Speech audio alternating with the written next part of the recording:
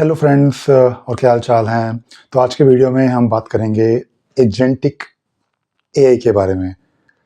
तो पिछले कुछ सालों से स्पेशली 2-3 सालों से जो ये एआई की जो दौड़ चल रही है इसके अंदर मोस्टली जो हमने देखा है वो ये देखा है कि लोग एआई को यूज़ करते हैं इन्फॉर्मेशन को ईज़िली लेने के लिए। फॉर एग्ज़ाम्पल अगर आपको पता करना है कि मुझे इस कोड में अगर इम्प्रूवमेंट करनी है, अगर इस कोड को एफिशिएंट करना है जो आपने लिखा है मे बी जावास्क्रिप्ट के अंदर या फिर जावा के अंदर, तो आप वो कोड अपना पेस्ट करो और चैट जीपीटी या जेमिनी आपको बता देगा कि इस कोड को कैसे इम्प्रूव करा जा सकता है। वो आपको बेसिकली सजेशन देगा। इसके अलावा अगर आपने एक्चुअल कोड जनरेट करवाना है, वो तो हो ही जाता है। कोड जनरेट करना तो बहुत ही एक नॉर्मल सी बात हो गई है। तो मैं ये कहना चाह रहा हूँ कि पिछले 2-3 सालों में हम एआई को यूज़ कर रहे हैं। मैक्सिमम लोग जो एआई को यूज़ कर रहे हैं, अगर आप एआई को यूज़ कर रहे हो, काफ़ी लोग ऐसे भी हैं जो एआई को अभी तक यूज़ नहीं कर रहे हैं।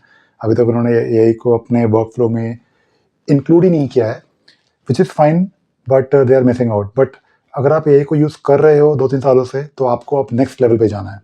तो हमारा जो यूसेज है इन 2026, it should not be only focused on generative AI, जहाँ पे हम कुछ एआई से पूछते हैं, एआई हमको कुछ बताता है और फिर हम उस इन्फॉर्मेशन को यूज़ करके कुछ करते हैं। तो अगर आप किसी प्रॉम्प्ट के ऊपर काम कर रहे हो और वो आपने बहुत सारे प्रॉम्प्ट सेव कर लिए हैं, या फिर अगर आप किसी भी एआई बेस्ड टूल्स में जाते हो, चैट जीपीटी हो गया, क्लाउड हो गया, कोपायलट हो गया, वहाँ पे जितने भी आपने प्रॉम्प्ट्स दिए हैं वो सब सेव्ड रहते हैं। You can go back to your old prompt and then you can find the same information and then you can refine it. तो इन 2026 आपका फोकस होना चाहिए not only on generative AI, but you should actually be focusing on agentic AI. अब agentic AI होता क्या है? अब agentic AI का मतलब ये होता है कि आप AI से सिर्फ इंफॉर्मेशन नहीं ले रहे हो, आप AI से एक्चुअल काम करवा रहे हो। तो ये जो चीज़ें हैं ये ऑब्वियसली आपको अगर नहीं पता होंगी तो आप डेफिनेटली मिस आउट करोगे अपने कैरियर में। और ऐसा नहीं है कि इन चीज़ों के बारे में कुछ स्पेसिफिक फील्ड्स में ही एप्लीकेशंस हैं। एआई तो आपको पता ही है कि हर फील्ड में अब आ गया है, ठीक है? अगर मैं अपनी बात भी करूँ, हम जीरा में काम करते हैं, हम जीरा के अंदर ऑटोमेशंस करते हैं। तो ये जो जनरेटिव एआई होती है, ये आपको एक आंसर तो दे देती है, बट अब आप उस आंसर को कैसे यूज़ करते हो, वो आपके ऊपर है। ऑब्वियसली इससे टाइम बचा है आपका। पहले जो काम हम करते थे गूगल पे सर्च करके, जैसे अगर हम कोडिंग की बात करें, अगर हमको कोई स्क्रिप्ट लिखनी है, तो हम गूगल पे जाते थे, सर्च करते थे, फिर हमको जो इन्फॉर्मेशन मिलती थी, हम 7-8 टैब्स खोल के देखते थे और उनको कंपेयर करते थे, फिर कुछ ट्राई करते थे, फिर वो चलता था, नहीं चलता था, फिर उसको डीबग करते थे। आजकल ऐसा कुछ नहीं होता। आजकल आपको in most cases depending upon कि आपका प्रॉम्प्ट कितना अच्छा है, आपको एक आंसर मिल जाता है।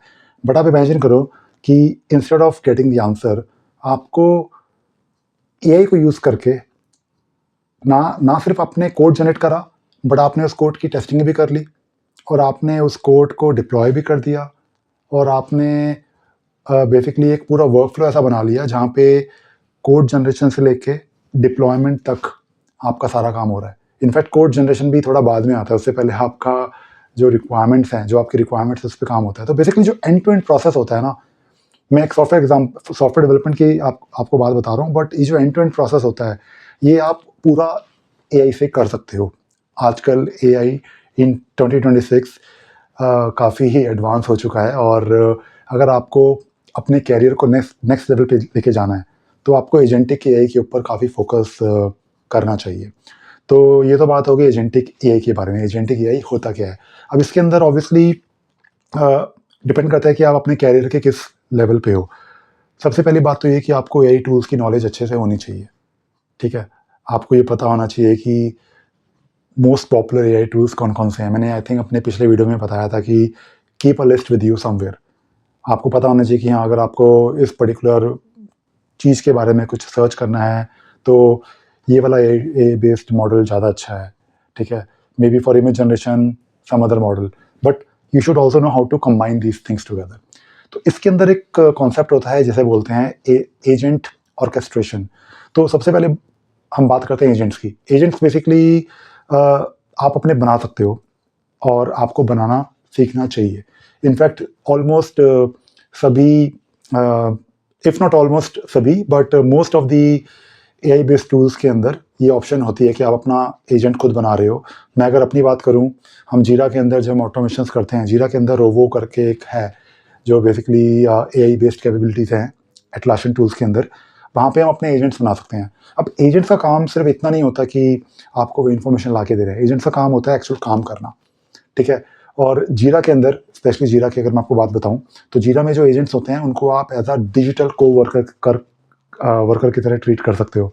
आपने बेसिकली कोई टिकट है वो आपने अपने एजेंट को असाइन कर दी, फिर वो एजेंट ही है उसको हब को काम करके देगा।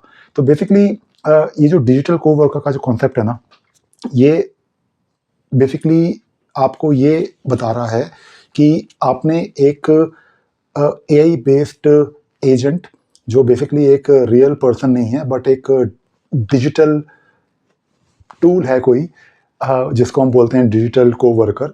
इमेजिन करो कि आपने एक वर्चुअल कोवर्कर रखा हुआ है अपने साथ, और वो बेसिकली एआई बेस्ड टूल है, एजेंट है, जिसको आपने एक टास्क दे दिया और वो टास्क आपने बस दे दिया और वो टास्क आपको एंड टू एंड डिलीवर हो रहा है। तो ये जो एजेंट ऑर्केस्ट्रेशन है, ये आपको समझना है, ये आपको पता होना चाहिए कि ये कैसे काम करता है, और डिपेंड करता है कि आप अपने कैरियर के किस लेवल पे हो। क्योंकि अगर आप नए हो अपने कैरियर में, तो ऑब्वियसली आपके फंडामेंटल्स स्ट्रॉन्ग होने चाहिए, ठीक है? मैं ये नहीं कह रहा कि आप कोडिंग सीखना बिल्कुल ही छोड़ दो, कोडिंग आपको डेफिनेटली सीखनी है। अभी अगर आप कोडिंग नहीं सीखोगे, अगर आप कोडिंग नहीं करोगे अपने हाथ से, तो you are missing out. But you should start learning about AI based tools and agentic AI and how to use AI to actually deliver the work, to do the work। और इसके अंदर जो AI orchestration होती है, इसका मतलब ये होता है कि आपने अलग अलग AI एजेंट्स को आपने इस तरह से अपने वर्क फ्लो में डाल दिया, जहाँ पे पहले एक एजेंट काम करेगा, फिर वो दूसरे एजेंट के पास जाएगा, फिर वो तीसरे एजेंट के पास जाएगा, and eventually you will get the work done, ठीक है? तो ये AI ऑर्केस्ट्रेशन के बारे में आप समझो। और दूसरी चीज़, अगर आप अपने कैरियर में थोड़े सीनियर लेवल पे हो, आपको एआई के बारे में ऑलरेडी नॉलेज है, आप कोडिंग भी अच्छे से कर रहे हो, टेक्नोलॉजी में आपका हाथ काफ़ी साफ़ है, तो आप, जैसे मैंने पहले बोला था अपने एक प्रीवियस वीडियो में, कि आप गवर्नेंस के बारे में थोड़ा-सा आप घुस सकते हो, स्पेशली अगर आप 40 प्लस हो, ठीक है? अगर आप 35 प्लस हो, जैसे मैंने एक वीडियो बनाया था, आई थिंक कल बनाया था वीडियो, जहाँ पे मैंने इस बारे में बात करी थी कि अगर आप 40 प्लस हो तो आपको किन चीज़ों के बारे में ज़्यादा ध्यान देना चाहिए। तो यही तो ऑब्वियसली आपको सीखना ही है, बट क्योंकि आपके पास वो प्रीवियस एक्सपीरियंस है, आपके पास सिस्टम बिल्ड करने का जो एक्सपीरियंस है, वो ऑब्वियसली आप यूज़ करो, और गवर्नेंस पे आप फोकस रख सकते हो अपना। अच्छा, अब हम बात करते हैं कि थोड़ी बहुत कि कौन-कौन से टूल्स हैं, आपको बेसिकली आज की डेट में क्या करना है। तो कॉन्सेप्ट्स अगर आपको क्लियर हो गए हैं, जो इस वीडियो में मैं आपको बताना चाह रहा था, तो आप काम शुरू कर सकते हो। You can start looking at लैंग्राफ। लैंग्राफ करके है एक बहुत ही पॉपुलर प्लेटफॉर्म, जहाँ पे जाके आप एआई एजेंट्स ऑर्केस्ट्रेशन के बारे में समझ सकते हो, सीख सकते हो। You can also look at Crew AI and also Auto GPT. तो LangGraph, Crew AI and Auto GPT के बारे में आप जाके थोड़ा सा समझो, and you can try it out. इसके अलावा जो दूसरी चीज़ है जो आपको करनी है, वो ये करनी है, जो मैं हमेशा बोलता हूँ, आपको रेस्ट एपीआई और एपीआई बेस्ड जो ये कम्युनिकेशन होता है ना, ये आपको अच्छे से आना चाहिए। अगर आपको किन्हीं भी दो टूल्स को, एजेंट्स को आपस में बात करवानी है, तो आपको एपीआई की अच्छी खासी नॉलेज होनी चाहिए, ठीक है? एपीआई क्या होती है, नंबर 1, एपीआई में ऑथेंटिकेशन कैसा होता है, सर्विस अकाउंट्स, टोकन्स, ओऑथ, इन सब चीज़ों के बारे में आपको पता होना चाहिए, ये बहुत ही इंपॉर्टेंट है। और तीसरी चीज़ जो मैंने अभी बोली, मैं फिर से रिपीट करूँगा, गवर्नेंस। आपने अगर ये सब चीज़ें बना दी, तो इसको आपने, जैसे आपने एजेंट्स को ऑर्केस्ट्रेट भी कर लिया, आपने कनेक्टिविटी भी कर ली, आपने डिफाइन कर दिया कि आपने क्या-क्या चीज़ें करनी है, बट वो ऐसा ना हो कि जो भी आपने चीज़ बनाई है, एआई बेस्ड टूल्स को यूज़ करके आउट ऑफ कंट्रोल हो जाए। तो एक गवर्निंग रूल्स आपको हमेशा from day 1 it should be part of your requirement. तो ये कुछ चीज़ें हैं जो मैंने सोचा इस वीडियो में कवर करूँ, और मैं अब इस हिंदी वाले चैनल में थोड़ा बहुत अपना फोकस एआई की तरफ भी डाइवर्ट करूँगा, क्योंकि हम ये चीज़ ऑन अ डेली बेसिस करते हैं अपने काम में। चलो, बस यही कुछ बातें करनी थी आज की वीडियो में। आई होप आपको ये वीडियो अच्छा लगा होगा और आपने कुछ नई बातें सीखी होंगी। Thank you very much. Bye bye.